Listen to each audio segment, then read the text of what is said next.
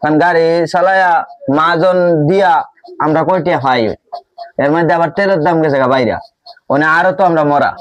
এর মধ্যে আমরা বর্তমানে কর্মস্থল বন্ধ, আমরা বর্তমানে চলাটাই কষ্টের না কষ্টের।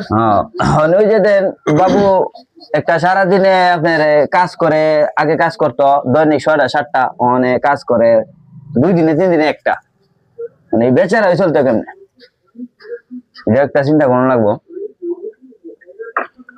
যাই হোক, মানে আমি চিন্তা করতেছি গাড়ি চালানি বাদ দিলাম। বাদ দিলেন? বাদ দিয়ে করবেন কি, কিছু আছে?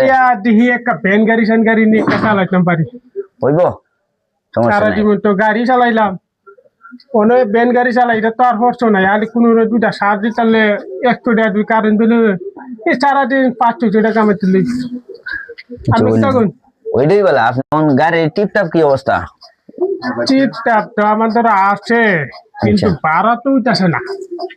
ভাড়া হইতেছে না, বর্তমানে তো তেলের দামও খুব, তেলের দাম বেশি, সেই জন্য ভাড়া বেশি কইতে পারতাছি না। ডিজেল ভাড়াটা কইতাছি, তাও মানতাছে না।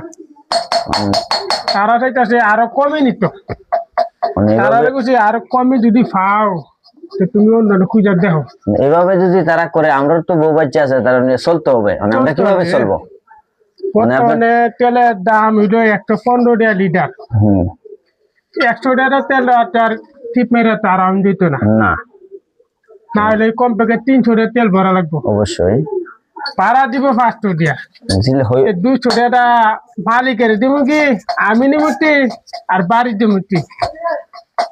এখন কি করবেন, সবার যে গতি, আমরা তো কি পরিস্থিতি, এখন তো কিছু করতাম পাই না। কারণ যদি সরকার এটা ইয়ে করছে না, আমরা যদি নতুন করে কইতাম যে বলে নতুন করে দোকানদারে বাড়াইছে, তাও তো না, এটা তো সরকারে করছে, মানে আমরা চলতে হইব। দেখ কইতে হইব বলে ভাই আমরা 2টা টাকা বাড়াই দেন, তেলের দাম বাড়তি, আমরা চলতে হইব, আমরা ও বাচ্চা আছে চলতাম হইব।